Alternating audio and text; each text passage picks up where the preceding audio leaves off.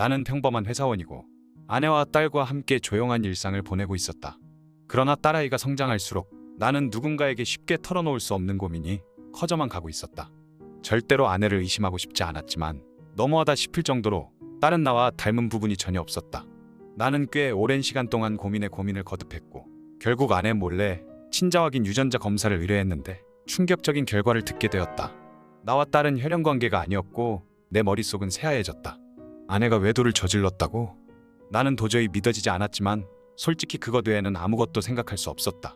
아내는 결혼 후에도 맞벌이로 바쁜 회사 생활을 했고 아이를 낳은 후에는 몸이 많이 약해져서 회사를 그만두고 집안일과 육아에 힘써주고 있었다. 우리는 서로 신뢰를 바탕으로 열심히 딸을 키우면서 평범하게 잘 살고 있었다. 나는 아무리 생각해도 아내가 바람을 피울 사람이 아니라는 생각이 들었고 아내에게 직접 사실 여부를 물어보기로 결심을 했다.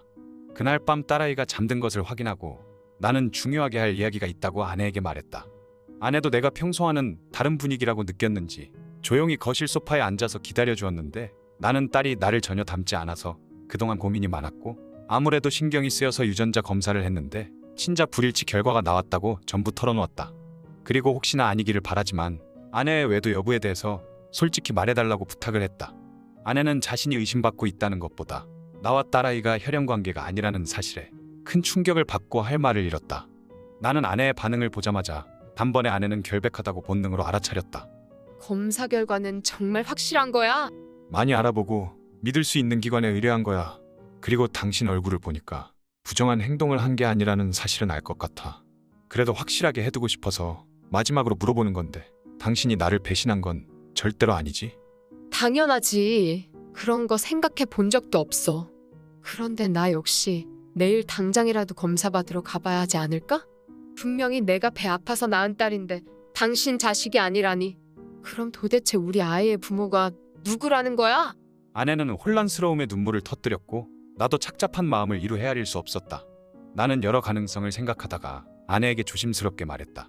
당신이 아이를 낳은 병원 측의 실수로 다른 아기와 뒤바뀌었을 가능성은 아예 없는 걸까? 그러자 아내는 떨리는 목소리로 이야기했다. 나도 내일 검사 의뢰할게.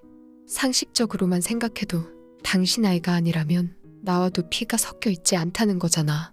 검사 결과 가지고 병원에 가보자.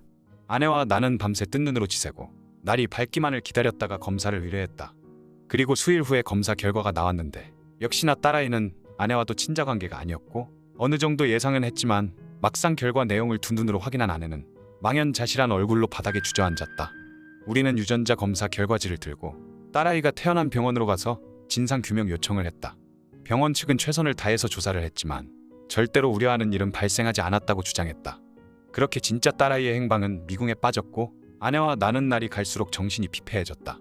아이가 어딘가에서 괴로운 삶을 살고 있는 건 아닌지 하루라도 빨리 친딸을 찾아야 한다는 조급함도 있었지만 지금까지 소중하게 키운 우리 딸의 친부모가 나타나서 아이를 돌려달라는 요구를 하면 어쩌나 너무 두려워서 견딜 수가 없었다. 아내와 나는 양가 부모님과 친척들에게도 사실을 알리고 모두의 협조를 받기로 했다. 그리고 마침내 진실을 알게 되었는데 범인은 바로 내 이모의 딸이었다. 아내는 출산 전부터 고위험 임신 판정을 받았고 출산 직후에도 산후출혈이 심각해서 위급한 상황에 처했었다. 다행히 아기는 건강하게 태어났지만 아내는 거의 반년 동안 입원 생활을 해야만 했다. 장인어른과 장모님은 외국에서 지내고 계셨고 우리 부모님도 생업이 바쁘셨기 때문에 당장 아기를 돌볼 수 있는 사람이 없었다. 나는 회사에 육아휴직을 신청하고 아내와 아기를 보살피려고 했지만 우리 부서가 한참 중요한 프로젝트를 진행 중이었고 내가 핵심 부분을 담당하고 있었기 때문에 여러 가지로 상황이 여의치 않았다. 나는 급하게 육아 도우미를 구하고 있었는데 어느 날 이모에게 먼저 연락이 왔다. 마침 이모의 딸이 아내와 비슷한 시기에 출산을 했고 딸의 산후조리를 위해서 지방에서 올라왔는데 우리 아기도 같이 돌봐주겠다는 것이었다. 나는 흔쾌히 부탁을 했고 정당한 보수도 지불했는데 바로 그 시기에 이모의 딸은 아기들을 바꿔치기 했다. 이모는 모든 사실을 알고 있었지만 딸의 범행이 밝혀져서 경찰에 잡혀가면 큰일이라고 생각했고 나와 아내가 영원히 눈치채지 못하길 바라면서 4년 동안 침묵을 지켜왔다고 한다. 나는 분노가 폭발할 것 같았지만 일단 이모의 딸과 이야기를 하고 싶었다. 그리고 이때부터 진정한 악몽이 시작되었는데 이모의 말에 의하면 이미 몇 년 전부터 딸과의 연락이 두절되었고 딸의 행방은 물론 우리 아이의 소식도 전혀 모른다고 했다. 아내와 나는 모든 수단과 기관을 이용해서 이모의 딸과 아이를 추적했다. 그리고 마침내 아주 멀리 떨어진 지역에서 이모의 딸을 찾아냈다. 아내는 분노를 참지 못하고 이모의 딸에게 달려들었는데 나는 겨우 아내를 말리면서 아이가 무사히 잘 있는지 그리고 도대체 왜 이런 짓을 저질렀는지 캐물었다. 그리고 이모의 딸은 미안해하거나 반성하는 기색이 전혀 없이 남의 이야기를 하듯이 무덤덤한 말투로 이야기를 했다. 내가 임신하기 전부터 살을 빼려고 복용하던 영양제 같은 게 있었는데 임신 사실을 알게 된 이후에도 몸매가 너무 망가질까 봐 그 영양제를 끊을 수가 없었어. 근데 나중에 알고 보니까 임신 중에는 절대로 먹으면 안 되는 거였어. 이모 딸은 뱃속의 아기가 걱정이 되었고 병원에 가서 상담을 받았는데 담당 의사로부터 일단 이상 소견이 없다는 대답을 들었지만 안심이 되지 않았고 다행히 아기가 건강하게 태어난 후에도 자신의 무죄함으로 나중에 어딘가 아플지도 모른다는 두려움에 얼굴과 몸무게가 비슷하고 혈액형까지 똑같은 우리 딸과 바꿔치기를 했다는 것이었다. 정상적인 사고로는 도저히 이해할 수 없는 범행 이유를 듣고 아내는 분노를 억누르다가 거의 기절하기 직전이었다. 나 역시 당장이라도 이모 딸의 멱살을 잡고 경찰서에 끌고 가고 싶었지만 이를 악물고 참으면서 아이의 행방에 대해서 물었는데 이모 딸의 대답을 듣고 또 한 번 눈앞이 캄캄해졌다. 몇 년 전에 이혼하면서 전 남편이 아이를 데려갔어. 힘들게 아기를 바꾸기는 했는데 내 핏줄이 아니라서 그런가 별로 정이 안 가더라고. 그래서 전 남편한테 보내버렸어. 아내는 결국 이성을 잃고 이모 딸에게 아이를 데려오라고 울면서 소리를 질렀다.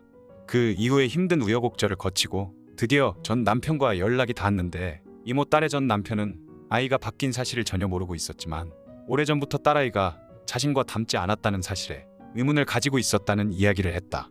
그리고 우리는 드디어 서로의 아이를 만났다. 이모 딸의 전 남편은 아이에게 충분한 사랑을 주면서 소중하게 키우고 있었다.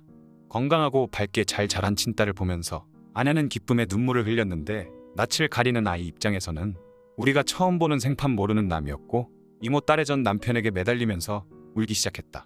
아내와 나는 아이에게 조금 떨어져서 익숙해질 시간을 주기로 했고 무엇보다 아이가 무사하다는 사실에 안도의 한숨을 내쉬었다. 이모 딸의 전 남편도 자신의 친딸을 4년 만에 마주하고 금방이라도 울 것 같은 얼굴로 우리에게 연신 고맙다고 인사를 했다.